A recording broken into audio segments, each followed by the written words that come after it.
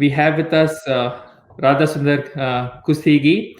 She's a senior security expert from SAP Labs. She's going to be talking to us about configuring authentications and installing controls are a much better alternative to an expensive changeover. So Radha, you can go ahead and set up your screen. Thank you.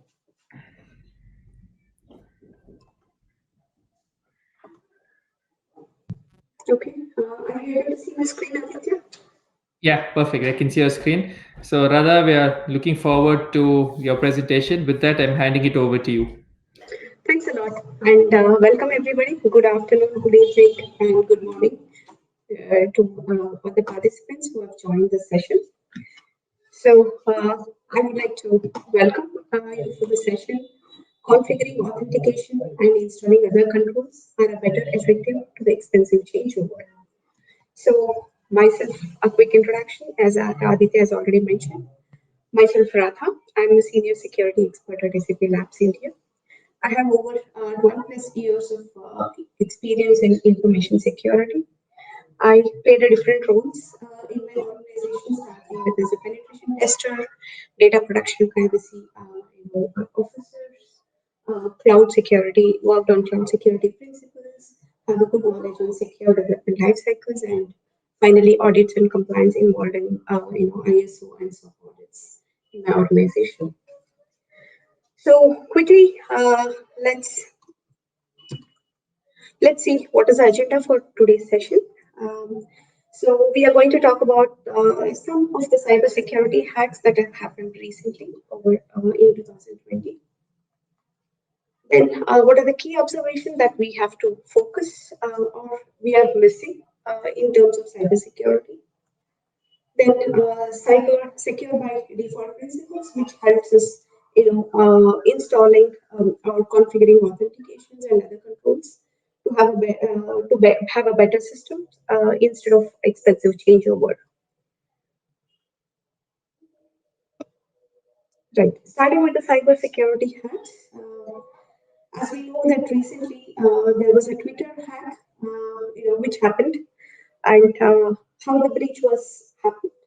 It targeted a small number of employees through a phone spear phishing attack, where a small number of employees were called for a spear phishing, and they were asked to ask some questions, and then they got the information or credentials, and definitely, I mean, they used that information and they attacked the Twitter. So what data was exposed? They were able to verify, attackers were able to verify the accounts of high-profile US personalities like Barack Obama or Elon Musk or our new President Joe Biden and many others in the list. So they specifically targeted around 130 accounts, out of which the hackers were able to, reset the passwords of 45 user accounts, where, and they got hold of their, accounts. The hacker posted fake tweets offering double, bitcoins in the, Twitter. So that's where, Twitter hack was exploited by a spear phishing attack. Yeah. So coming to the next attack, that is Marriott, data breach attack. So this is one of the famous attack which happened probably in March 2020. So how the attack happened? So attackers were able to get hold of only 2 employee credentials, and they used it over a month. Okay. So and how they got the credentials is via the credential stuffing and phishing attacks. So credential stuffing is something that you got user credentials and email addresses from the online DB, and then you try to use the particular credentials and try to use automated tools and get hold of try to attack the accounts. So that's when they were able to obtain 2 credentials, employees of 2 credentials, and use them over a month and gain the data. So what was the impact or what data was exposed? You can imagine like 5.2 million guest data was accessed by the users, which includes their names, birth dates, telephone numbers, travel information, loyalty program information and stuff. Definitely, I mean, nobody would or a guest would like to give the data to any hacker. Yeah. Then comes a Zoom credential attack, which was up for sale. I think most of us are using Zoom because of the COVID situation, and there were a lot of people who are using Zoom.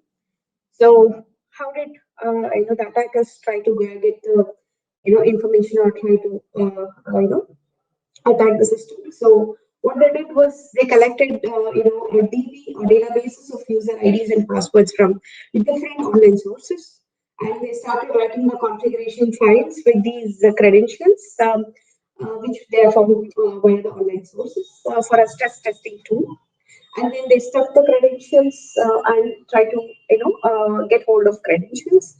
And imagine the data which was exposed was 50,000 Zoom passwords were up for sale, and someone, I mean, it was, the quantity was that much that there were some were given for free and some were sold as low as penny.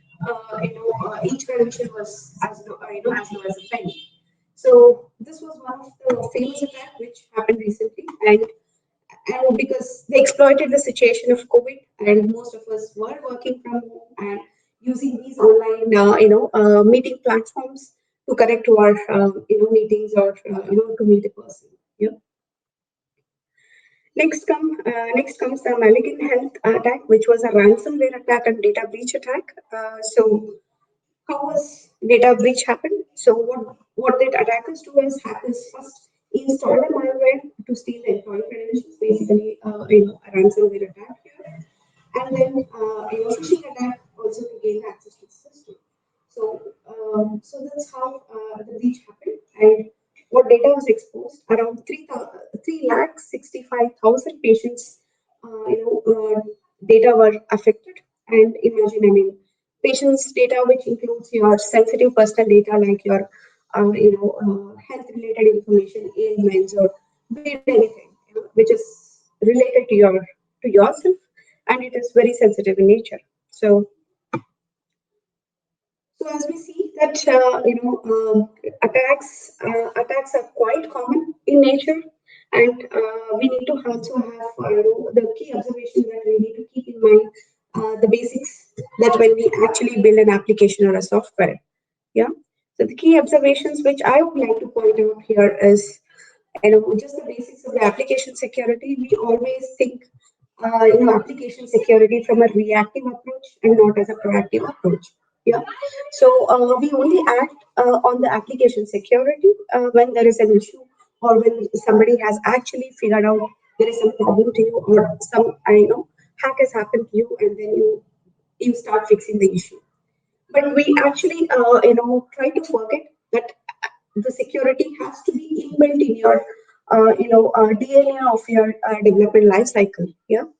So this is what we have to always keep up our basics, and should not avoid considering a proactive approach.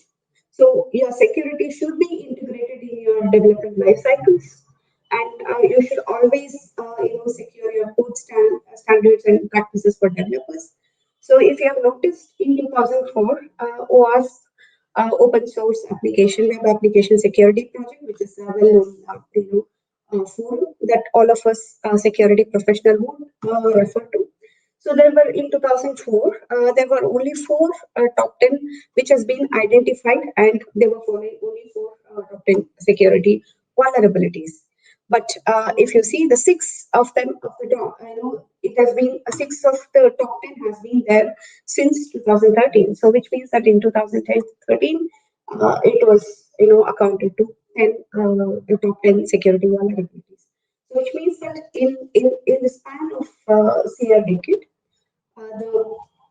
the list of security issues have grown considerably, and the issues have also OWASP has also increased the list of top 10 issues that we have to take care when we are developing a solution. Yeah? So another stats, if you see from the 2020 Verizon report, 43% of the breaches are involved are web application security attacks. So when we are operating a cloud solution, or when we are actually developing a cloud solution, where the attack surface is more, and where we actually pose a risk, or pose more of attack surface to the hackers, and that's when 43% of the breach are involved in web application security attacks, and it has increased over 2 times. The findings have been increased over 2 times. That the number of issues are increased over 2 times from 2019. Yeah. So it has doubled. So always have application security as a proactive approach and not as a reactive approach. And another basics that you should always keep in mind is your credential management. So where if you have seen that most of the security attacks that I spoke about, be it a Marriott, or be it a Zoom, or be it be it a Twitter attack, it was basically a credential stuffing attack, where the user has not reset the passwords in different applications, and if one application dump is found, and he can use the same passwords and same credentials. So the main problem is, people don't change their credentials or passwords. They simply, reuse the same credentials or passwords in different applications. That's not, a best practice. Simply, commonly they use simple and commonly used passwords, say password 123 or whatever it is. So that is that is one of the basic common issue which we actually notice, and I think we also have practiced many a times unknowingly sometimes as well, right? And we have also seen that there is lack of multi-factor authentication in the applications. So that's when if you have a multi-factor authentication, then your credential management or user management is authentication is well, maintained. And definitely, I mean, no password management tools is one of the missing aspect when we think about credential management. So password management tools, we simply either write it on a post-it and put it, paste it somewhere, or we actually write it in a plain notepad and then keep it in our system. So that's not the way that we have to store our passwords. So if you see the stats again from the Verizon 2020 data breach report, so it says that 80% of the breach within the hacking involve brute force or the use of the lost or stolen credentials. So brute force attacks are quite common to steal your credentials, or to spoof or you with by trying guessing your credentials or passwords, and get the account information or log into your account details. Okay. So another, basics, patching a human firewall. Yeah. So if you have seen that phishing attack is a quite common, attacks, and that's when attackers are able to get the credentials and act on behalf of you. Yeah. Or spoof you as a legitimate user. Yeah. So patching human firewall, they're preventing. I mean, you don't have any, controls which can actually stop you, but you should always educate. Or we have seen that there is lack of security awareness and training among our companies and stuff. So always you should have an education, or a monthly newsletter or something talking about how social engineering attack is is widespread in the market, and how you should actually protect against yourself when you get a phone call, how should you actually behave and stuff. So these kind of training should be always be in place in any organization to actually overcome these social engineering attacks. Yeah. And if you have noticed that users seem blissfully unaware of the value of the data and the impact on the data security, because not attackers are very smart enough. They don't target people, at least who are, little vigilant on security. They actually target people, who don't know the value of the data and their impact on the security. Because recently we have seen a lot of cases where, recently in my family, my father-in-law was targeted, and he got a call saying that your ATM password has been stolen. Can you give me your I'm calling from the bank. Can you give me your ATM password pin so that we can reset and stuff? And definitely, I mean, above 60 people will tend. He got really afraid, thinking that his credentials were stolen or he lost it somewhere.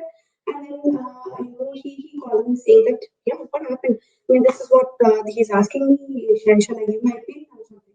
So if you see that the target nowadays are mostly elders who don't have much of knowledge about these cyber security or cyber hygiene.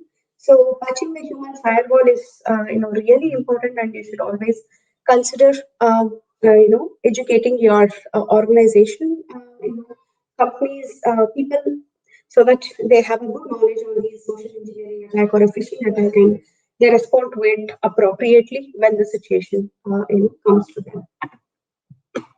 And definitely there is no patch for human stupidity. Always, it is only just that humans can be a little cautious when they are talking on the phone or giving any personal information to some other people who is asking. Okay, so and if you see, keeping up with attackers are very fast, and it's not that they are only hacking in one specific domain or one specific access point. That's not the case. 20 years ago, the hardened perimeter was the best defense. So you harden your perimeter because all the applications were within your perimeter, which was on-premise system. So it was good when you harden your perimeter, but now that is not the case. When you actually put an application in a cloud, and when you actually have a SaaS application in the cloud, or IaaS on cloud, entire infrastructure in the cloud, you need to have a defense in depth and zero trust, and keep the attackers away from all this hacking attempts. So, I mean, we understood what are the basics that is needed, and how do you actually, secure them by using secure default principles. So again, another stats. The biggest threat to the cloud environment is misconfiguration, because we really don't, understand the security configuration, how important they are, and the human errors, which is really, as I just spoke, that there is no patch for a human firewall. It is just in common sense. How do we deal with it? Yeah, and 60% of the cloud storage services have a logging disabled, because when the attacks happened on the cloud, I mean, we don't have any evidence, because we don't really consider logging is such an important feature that we have to enable on our cloud applications, which is really has a wide attack surface area. Yeah. And if you see from the organization perspective, only 1 in 10 organization can analyze 70% of the security events, both on-premise and in the cloud. So this is the stats from the Cloud Threat Report 2019. So these are some of the stats and eye-opener why we need to have or install the controls and authentication properly in order to have a better effective systems, rather than you have to completely change over. Yeah. So let me, take you to the systems. This is entire network where you feel that this has to be secure. Yeah. So you have an application server, you have a data center, and you have internet and DB and all the stuff. So, I mean, what are the key security principles that you actually think that you have to apply for this network? So there are quite a few. I mean, I would like to highlight only 6 of them in this session. And definitely, I mean, one of the important key security principle which talks about is having least privilege and segregation of duties, which is one of the key security principle that you need to actually apply for any network to be secure. And trust cautiously, audit sensitive events, because as we have seen that only 60% 60% applications do not have a logging enabled in the systems. So auditing is really important because you need to know who has attacked your systems, what data was seen by them, or what is the amount of hack that is happening. Fail securely, use secure defaults, because definitely, I mean, not all the applications or the systems work as expected. Definitely they fail some point in time, and if they fail, I mean, they have to fail it securely without revealing much of the details, and use secure defaults when they are also failing securely, and implement defense in depth, and also find the weakest link in your application, because that is really important to know your weakest link in your application and try to patch the weakest link first. So let me talk about in detail about these key principles, security principles, which help you to actually better secure your solutions, or better give a confidence to your solution. So least privilege. So why least privilege? Because broad privilege allow malicious or credential access to the protected resources. So having more privileges would actually give attacker a more surface to exploit the vulnerability if there are any. And you should always have privileges limited for the context of the application, and you should always segregate the duties respect to the people. For example, if you have a business user, you need to provide rules according to the business user need. Or if you have an administrator user should have a specific administrative rights. And if you have a operator related rights should be given to the respective people, and it should be segregated based on the duties what he's supposed to be doing in the application. Definitely, I mean, not everybody would like to have a least privilege. There is a trade-off because they feel that it is less convenient, less efficient, or more complexity to do so. So that's not the right way to think about. Always you should limit your privileges and segregate the duties. And examples, what do you think about least privileges? Run the server processes as their own user, which exactly have a set of privileges they require. So you should always have a users defined with their privileges and stuff. So now in your network, you see that you have list of people who has privileges to this account, and you have an administrator or a manager. I would say this person has has roles or segregated separate responsibilities to do in this application network. Yeah.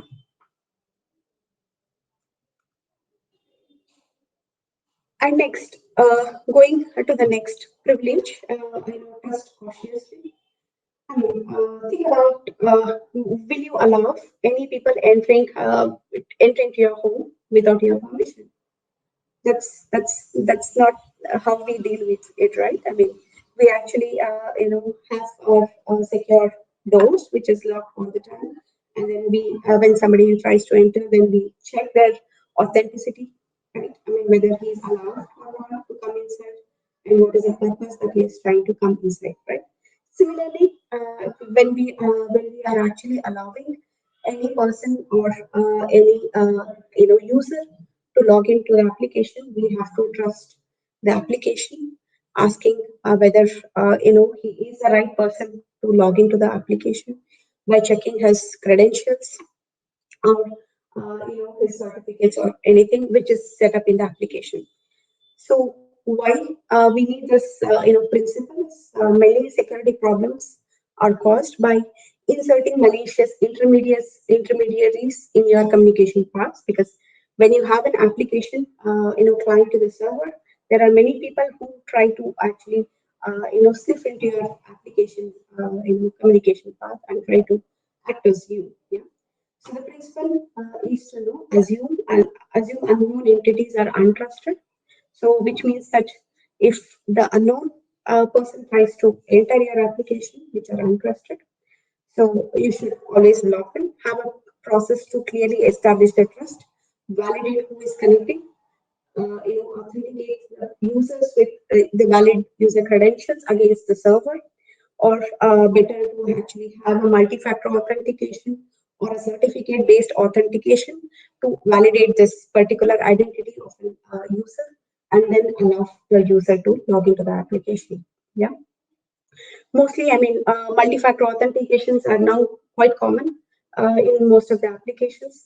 And when you are actually doing any system-to-system communications, most widely used authentication method is certificate-based authentication, where we actually establish the trust by using digital certificates. Okay.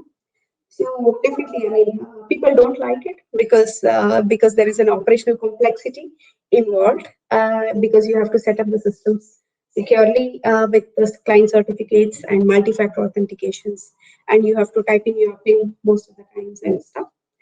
Reliability, definitely, there's a other problem and some development over it, because you need to also develop the application accordingly to handle these different authentication methods. Yeah. So example is, don't trust any untrusted RMI connections, use client certificates, credentials, and network controls. So whichever system you are trying to authenticate or trying to log in, or on every access point or every communication point, the trust should be established, and then your authorizations should be checked, and then the user should be allowed to log into the system and have a roles or privilege what he's supposed to do. Yeah. So in this diagram, again, people who are trying to log in. So what is connecting to our services? You need to check. You also have to check who is connecting. It's not about only the users who are connecting, or which system is connecting to which system. That also needs to be checked first. And who are you? Definitely. Use from the user perspective. Who are you? What is your user ID or username? And what do we know? How do we know you? Is it via the passwords, or is it via the authentication credentials, or is it via the certificates, or is it via the PIN? What RSA PIN or a token? Yeah? And what are we connecting to? Definitely. You should have the trust established at all the channels, and what can access our database. Who can access our database, and what can access our database? These are some of the questions that you always have to think about when you are actually allowing somebody to connect, or when you are allowing some user to access some information. Okay. So, am I still audible? Because I hear some noise. Yes, Radha, right now you're audible, but there was a little bit of feedback coming from your end. As I told you, a little bit of an echo, but you're audible. You can carry on. Thanks. Yeah. And next principle is audit sensitive events. So as you have already seen that sensitive auditing is such an important topic for a cloud-based application, because there are a lot of attack vectors. There are a lot of hackers who are trying to actually sniff into your applications or try to cause any harmful events. You need to record all those activity and defer them doing wrong things. Definitely, when you identify these activity, and that's when you can actually defer them from doing the wrong thing, and provide a log to reconstruct the past events, because logs are really important to reconstruct your past events, what has happened over a period of time, or what happened during those days and stuff.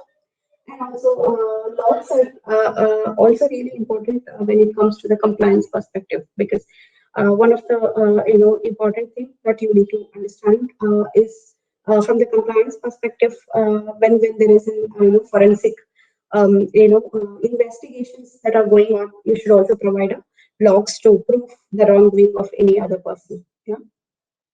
What is a principle that you need to adopt is record all the security significant events in a tamper resistant storage location. So you should record the security sensitive events. For example, login, logouts, who has access, how many times a user has, unsuccessful logon in events, or, if he has accessed any sensitive personal data, that log should also be recorded. And definitely it should have a log which are recorded, should have the access rights, and it should be tamper proof. Yeah. So there is definitely a trade-off that it impacts your performance, your operational complexity, and also involves a development cost for that. Yeah. So examples of the logs are record all the changes that has happened to the core business units, and only we only store with user ID, timestamp, entity or event that has happened over the period of time. Yeah. So if you see the picture here, again, the logs are really important over the servers, where you actually check or store it on the servers side, and it should be a tamper proof from the application. Tamper proof, and it should be authorized users should only have access to these logs. Okay, next important thing is secure defaults and fail securely. So, as I quoted earlier, not all the systems are always perfect. There are failures in application which will cause your application down, or there will be some services which will go down, or something will happen in your system. So when that happens, you should always fail securely. So which means that your default passwords, ports, or roles are open doors. Okay. Failures and restart state open default to insecure. So which means that when you actually don't fail securely, for example, if the system fails and you throw a dump of a DP on a screen, yeah, which has a sensitive information, for example, server information, or it could also have table level information of your DP, then it gives an attacker or an end user, which is for an end user definitely a legitimate user, who has no bad intentions in application, will not feel okay, it's just a dump. But an attacker who has actually a lot of malicious intent, then he would actually have this as an open doors to know what is your application server, yeah, and he can try to figure out if there are any already available attacks on these application servers, so that I could actually attack it, yeah.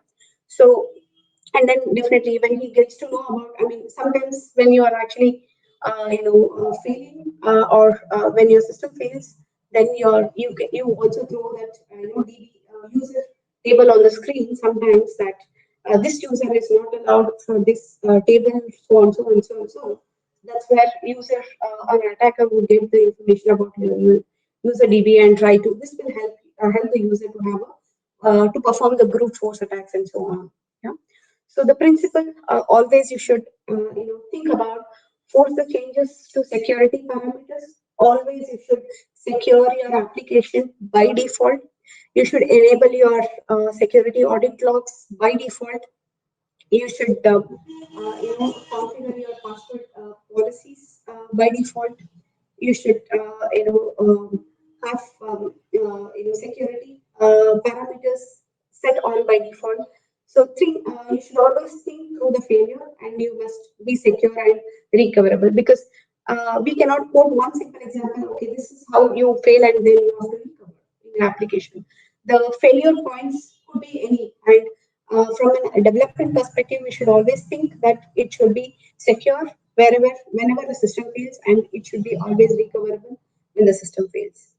So what is the trade-off? Definitely it causes some inconvenience to the application security guys, or even the developers. When the system fails, it's not good. So what are the examples? Don't allow system or a manager after the installation. So always reset your default passwords. On failure, don't disable or reset security controls.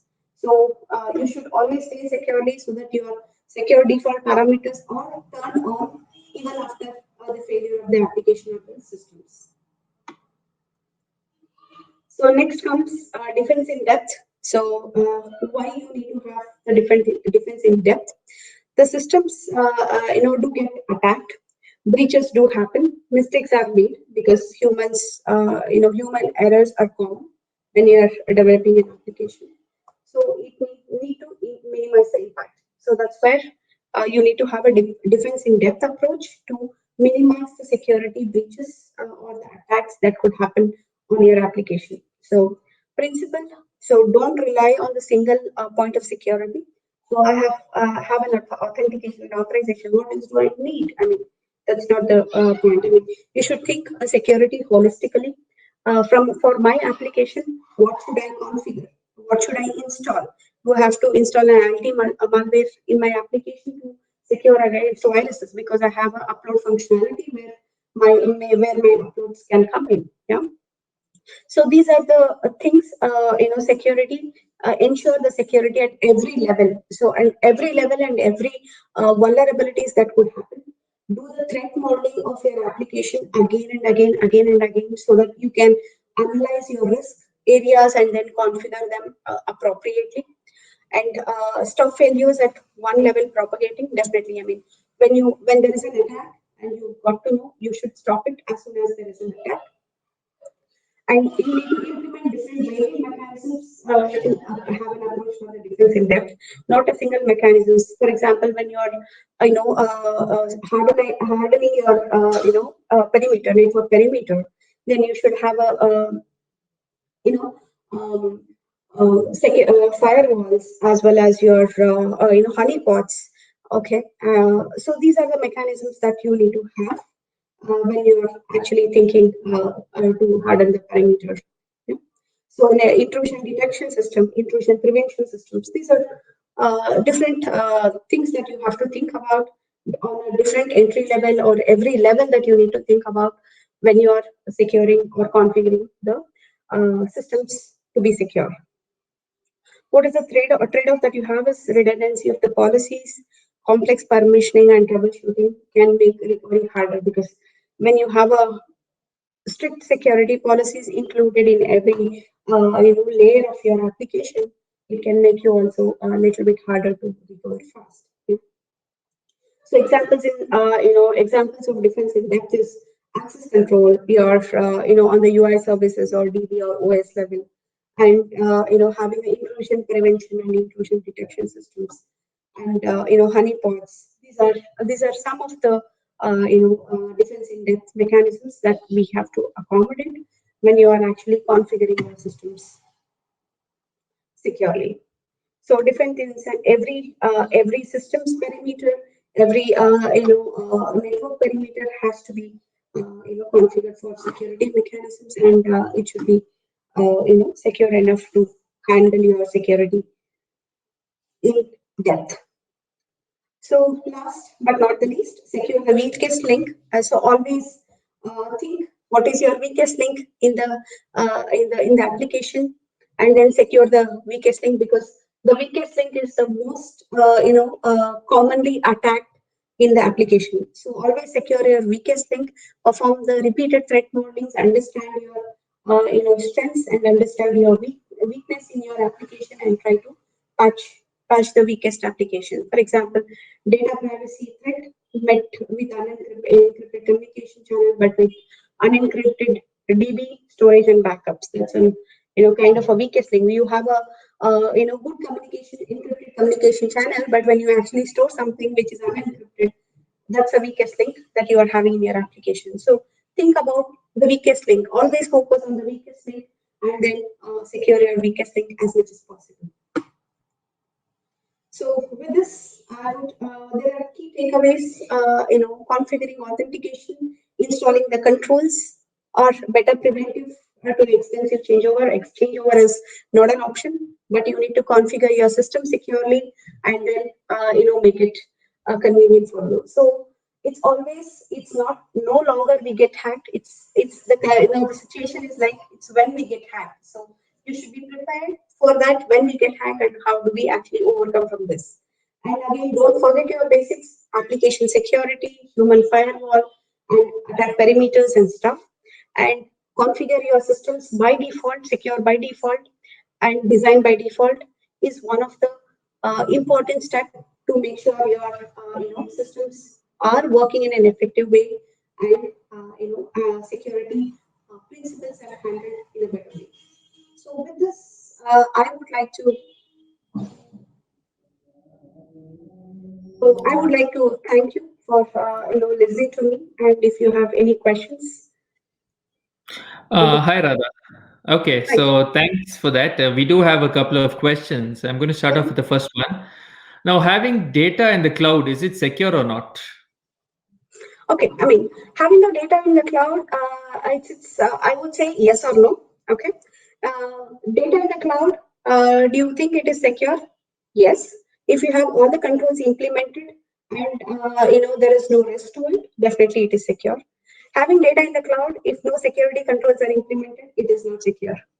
So I Okay. would say the answer is yes and no. Yeah. Okay.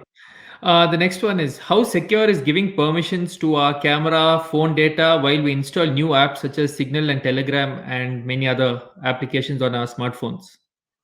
Okay. See, some of the applications require, permissions to some of our, phone, like camera or, microphone or anything. Yeah. So in such cases, always, try to understand why this permission is needed. Is it really needed? Or, because we get an option, we always tend to say yes, yes, yes, yes to all these, things. Some of the really applications need access to those features that are available on the phone. Always keep in mind why you need access, how long do you need that access, and then provide only the required access to your applications that you are using on the phone. Don't try to give all the access to your applications that it is actually asking you. Only provide the required access and then proceed further, because you might tend to if you don't provide an access now and install the application, but when you are using that feature, definitely it will prompt for an access, and then you can provide the access. And later point in time, you can actually go to your application settings. If you feel that it is no more needed for your usage, then you can always disable that particular access in your application. Okay. We have another question. If we implement defense in depth, will it make data recovery process slower in case of an attack? Right. I mean, defense in depth sometimes might actually, might get slower because you need to, you have a lot of, security mechanisms that you need to check each and everything and then recover them faster. But at the same time, having a defense in depth also might, uh, increase your security. The reason is you have, you tend to protect each and every layer from the attack. So if you have a firewall and then you actually have put that in a DNC and then you have an on-premise system. So these are the mechanisms that you allow them to actually stop the attacks. But at the same time, it might sometimes, but there is no hardened or guaranteed theory that it says that okay, it is very hard to recover. That's not the case. I mean, there are pros and cons for that. Yeah. We have another question. Advantages and disadvantages when we replace, I guess, systems with more expensive configurations. Okay. So advantages definitely. I mean, as we spoke, inconvenience that could cause, in sometimes when we are talking about defense in depth topic, and when we actually have an, configuring authentication in different level of authorization, it could cause, little expensive and development efforts would be more. Okay. So these are the disadvantages, what I could see. But advantages have having better security controls on the systems, and then definitely your attack service gets reduced, and you are more secure when having implementing controls on your application. Okay, I have one last question. Now you said the more security controls you implement, of course, it's definitely going to have a bit of a drawback when it comes to ease of use and functionality. Correct? That's right. Yeah. It's going to cause some level of inconvenience. Now, at what stage do you draw the line when it comes to too much security that's eating into your productivity of your employees? Okay. So always, if you think from a developer perspective, for them UI, user experience is most important when it comes to security. Yeah. But as a security person, you can defend that security is more important. So at one point in time, you should always do a risk assessment. So if I don't do this, what will happen to my application? How secure it would be? If so risk assessment is when it comes to the risk between the UI user experience and the security. Always perform the risk assessment of that particular issue, and then suggest, okay, if I if the risk is low, I can actually accept it. If the risk is high, that's not acceptable thing, and then go ahead and implement those controls. So perform the risk assessment for that particular topic. Okay. So thanks for that, Radha. Depending on the risk, you can go ahead and implement your security protocols. So thank you so much for that very insightful session. We are done with the questions. Radha, can you hear me? Seem Yes, to have I can lost hear you. you. Okay, great. So thank you so much, Radha. We look forward to having you for our future events as well. And as always, please stay safe, wear a mask. Thank you so much. Have a good rest of the evening. Thank you. Thanks a lot for joining. Thanks, everyone. Bye-bye. Bye.